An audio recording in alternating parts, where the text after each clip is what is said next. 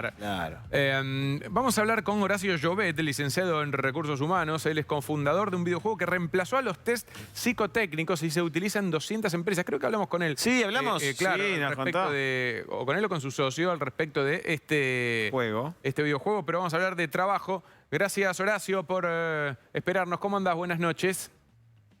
Hola, ¿cómo están? Muy buenas noches. No, gracias. Un placer estar aquí con ustedes. Buenas noches, Horacio. Bueno, a ver, Buenas noches. sé que obviamente cada caso es particular, pero con los sondeos, con las encuestas o con distintos datos, distinta estadística, podemos acercarnos a ciertos números. Pero hoy en día, ¿qué trabajos buscan los centennials? O mejor dicho, ¿qué comodidades tiene que tener ese trabajo para los centennials? Hoy estamos presentes en una revolución del trabajo muy distinta a la que veníamos acostumbrados nosotros, mucho más incluso nuestros padres y nuestros abuelos. Hoy, la verdad que con todo lo que pasó con el teletrabajo después de la pandemia, demostró empíricamente que se podía federalizar el trabajo en cualquier lugar que estés. Nosotros decíamos antes siempre, Dios está en todo lado, pero tendría en Buenos Aires, ¿no? Todos nos teníamos que ir a la gran ciudad a conseguir ese hito laboral, de los artistas. Me acuerdo que yo cuando fui a estudiar a Buenos Aires, me fui a ver una pensión estudiantil en Buenos Aires y tenía hasta Fernando Machín ahí dentro de la pensión, Claro, buscando encontrar ese afán porque encontraron la gran ciudad. Y me parece que hoy, de poder teletrabajar desde cualquier lugar, nos permite federalizar mucho más las oportunidades de trabajo y el talento, que incluso en Argentina se exporta hacia afuera. Hoy creo que los millennials centennials están buscando un cambio paradigmático del mundo del trabajo al que estamos acostumbrados y donde hoy la pregunta de cuál es el formato de trabajo, si es híbrido, si tengo que ir todos los días, si puedo ir un par de días y el resto trabajarlo de mi casa, hoy ya es parte de la pregunta del día a día. Horacio, muy interesante este tema, ¿no? Hablando de las nuevas tendencias de los trabajos que buscan ahora los centennials. Primero te voy a preguntar, ¿consiguen los trabajos que realmente buscan con estas comodidades? ¿O son Sí, ¿no? un sueño, encontrar realmente todo eso que buscan? De trabajar pocas horas, No, de ganar en dólares, de trabajar desde su casa. uno lo lee en el diario y parece como todo re lindo, ¿no? Como si invertí un Bitcoin y hoy es millonario. Uno siempre lee las noticias que te llaman la atención y decís yo puedo ser igual y no somos iguales, nos va mal, no va a salir. Digo, no todo es para todos. Me parece que es importante entender también que para el 2025, o sea, 3 años un poquito más adelante, que parece muy lejos, pero es mañana a la vuelta de la esquina, se está hablando que todo lo que converge alrededor de la inteligencia artificial va a generar más de 97 millones de puestos de trabajo nuevos que ni siquiera hoy están creados. O sea, hoy se viene una revolución muy fuerte que tiene que ver con la tecnología, pero también una fuerte revolución más importante que tiene que ver con lo humano, ¿no? Antes nadie se iba a pensar la pregunta de ¿puedo trabajar de casa? pero Horacio, perdón, de acá al 2025 la inteligencia artificial va a crear más trabajo porque generalmente se teme que justamente, bueno, no sé, cosas que han sucedido hoy en día, si no sé, el telefonista que te atiende en una obra social, ahora te atiende una máquina, ya no chateás con alguien, puede haber alguien que controla a 10 bots. Pero en China había periodistas que conducían como hologramas. Totalmente. Bueno, el ChatGPT que tanto revuelo viene causando. ¿Va a haber más o menos con la tecnología avanzando? Va a haber mucho más. Yo soy un convencido y de hecho no lo digo yo solo, o sea, investigaciones, gente que está en el mundo de la tecnología, digo, en su momento cuando fue la revolución industrial, hace más de 150 años atrás, nuestros padres y nuestros abuelos tenían ese mismo miedo, ¿no? Pero pará, yo hago ruedas de carreta, ¿ahora qué voy a hacer si se inventaron autos? Bueno, vamos a tener que hacer ruedas de auto, vamos a tener que construir carreteras, vamos a tener que construir repuestos, vamos a tener que construir gomas. La revolución genera mucho más movimiento y empleo de lo que uno se imagina. Bueno, con la inteligencia artificial se estima que lo que va a converger la unión de todas esas revoluciones tecnológicas, como fue en su momento desde lo que nuestros padres y nuestros abuelos vivieron, hoy lo estamos convergiendo con lo que va a ser la revolución de todo lo que va a generar la inteligencia artificial, por lo cual no hay que tenerle miedo, todo lo contrario. O sea, a la inteligencia artificial hay que ponerle límites, hay que ponerle ética, hay que ponerle la parte legal, hay que empezar a construir muchísimas cosas alrededor que lo único que va a poder interferir entre una máquina, un robot, un bot, es el ser humano desde el punto de vista de lo que nosotros podemos limitar que una máquina no puede limitar, el aprendizaje, la ética. Nada, hay una oportunidad laboral para mí única de lo que va a empezar a suceder a partir de ahora. Somos convencidos que la tecnología va a ser un puente para, bueno, ahora, como en su momento nos tuvimos que empezar a preparar con diferentes cosas, hoy una de las habilidades más importantes que vamos a tener que empezar a tener los seres humanos es empezar a ser eternamente estudiantes. Leer, escribir, deducir, leer un libro, leer desde algo que veamos en internet para empezar a meternos en un mundo que quizá lo veamos como lejano y que lo vamos a tener al lado de la puerta del día a día. Vos mencionabas bueno, la revolución industrial, ¿no? Después empezar la producción en serie, o incluso cuando aparece el vinilo, las bandas estables, las orquestas estables de las radios protestaron porque se iban a quedar sin trabajo. Todo eso, bueno, fue modificándose. Y también fue bajando la cantidad de horas de trabajo, ¿no? A través de protestas, de sindicatos y demás, pero fue bajando no sé, en un momento se trabajaba 14, 12... Hoy en día estamos en un promedio, un estándar de 8 horas por día. También al que haya estas facilidades tecnológicas, ¿estamos yendo a trabajar menos y tener más tiempo de ocio? Absolutamente. El camino que va hacia el mundo del trabajo del futuro es reducir la jornada de trabajo. Hoy Argentina tiene un promedio de 48 horas semanales, uno de los países dentro de las regiones que más se trabaja en el mundo. Y no significa que más trabajás o más productivo, nos quedamos como en la historia con eso. Ni que más trabajes más vas a ganar tampoco. Absolutamente. Hoy tenemos que buscar que el pensamiento, de hecho Chile, que es un país que lo tenemos al lado, ya está en la última instancia de la aprobación de ley para la reducción de la jornada laboral de 45 a 40 horas de a 1 hora de manera paulatina durante los próximos 5 años. Y no estamos hablando que fue Suecia, Alemania, España o Bélgica, como lo vemos del país del primer mundo. Ya lo tenemos al lado. Digo, hay una mirada totalmente distinta al mundo del trabajo y va hacia ese lado, como si todos podemos incluso trabajar un poquito menos, siendo más felices, siendo más productivos y no estar todo el tiempo rezando para que llegue el próximo fin de semana largo, como la tortura, porque lo de trabajando quemado, no rindiendo de la manera correcta. Ahora bien, Horacio, también estamos en un país donde el 40% es pobre, donde también incluso la pandemia expuso y marcó más las diferencias. Digo, el que por ahí iba a un colegio privado, no hace falta decir, pero que tenía un buen pasar, podía tener una tablet para cada hijo. Y hemos visto también mucha deserción escolar o directamente que no se podían conectar a internet o no tener un dispositivo. Esto que vos decís de acá al 2025, en la Argentina desigual que tenemos, ¿lo ves factible? Porque eso va a ser para un sector chico. No te creas, yo lo escuchaba a usted recién cuando hablaban de las entradas o los valores. El estadio va a estar explotado de argentinos y gente... Sí, pero entran 80.000 personas. Pero lo mismo pasa cuando pensás qué pasó en el verano de Argentina, qué pasa a la gente que va a hacer Ezeiza y ves cuánta gente se toma un avión. Digo, yo creo que el argentino nos acostumbramos a quejarnos un montón. ¿Que hay una desigualdad? Claro que hay una desigualdad, como existe en Latinoamérica hace más de 30 años.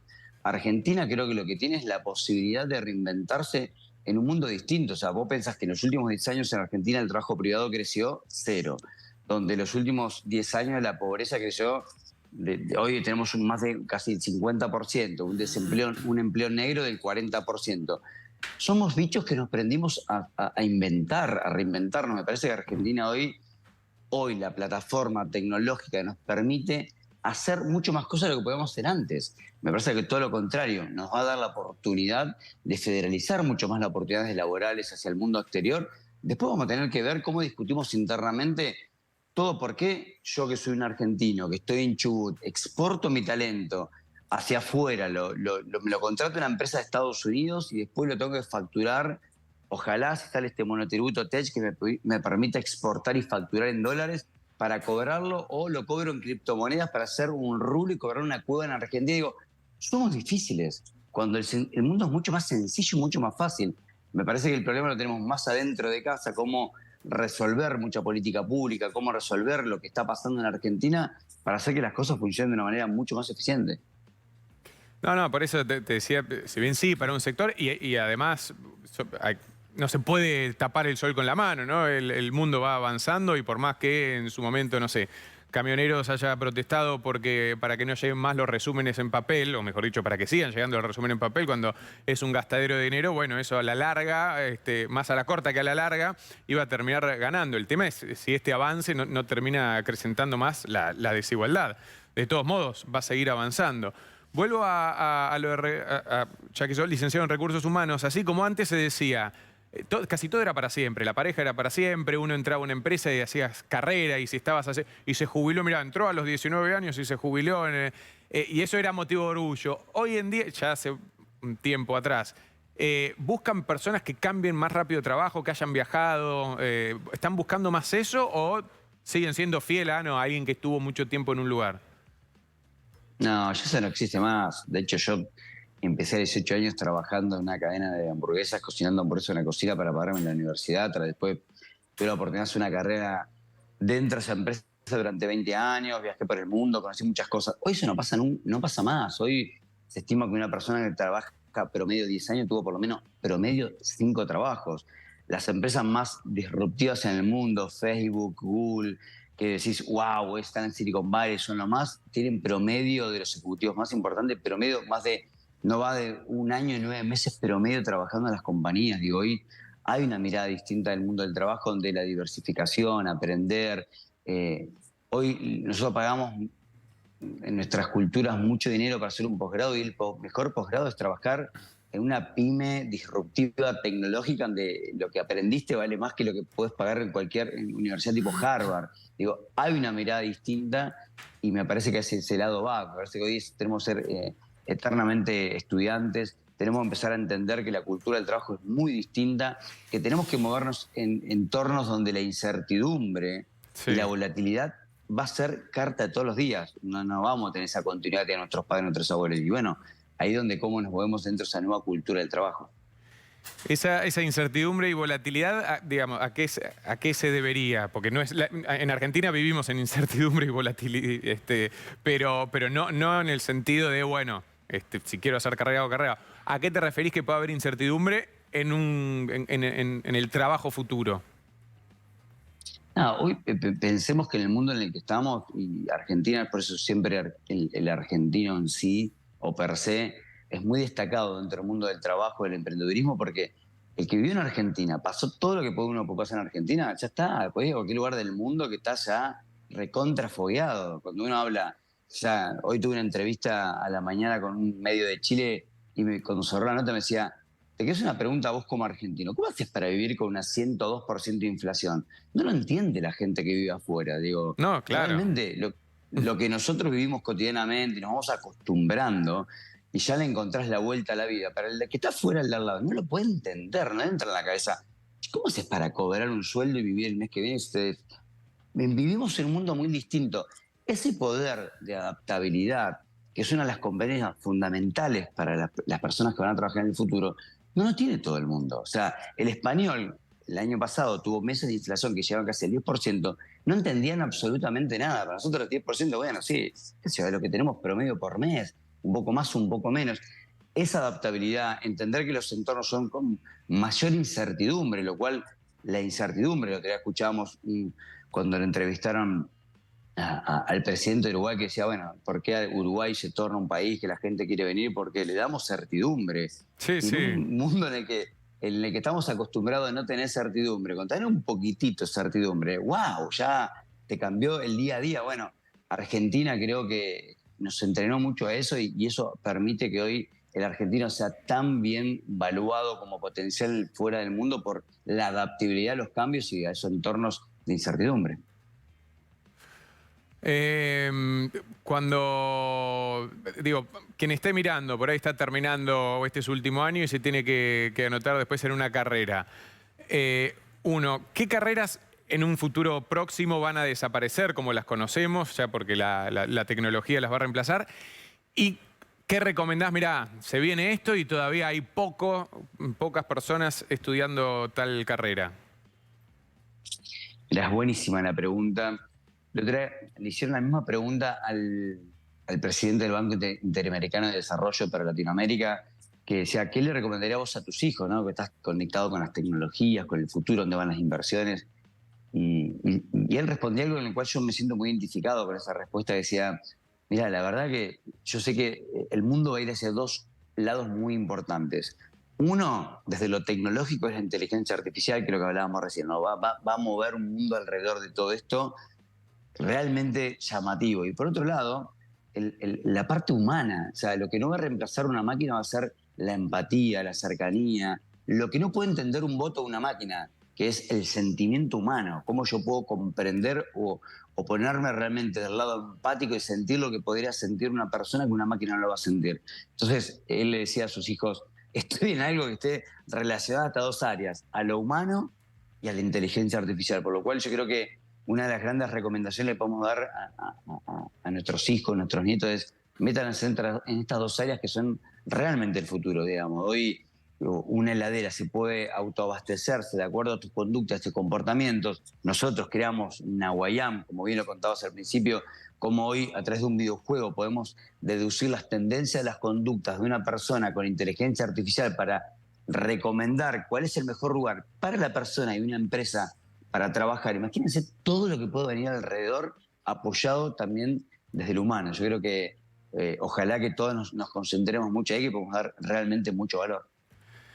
Para cerrar, Horacio, bueno, justamente lo que acabas de mencionar, ¿dónde pueden encontrar este videojuego que de alguna manera es casi un test vocacional?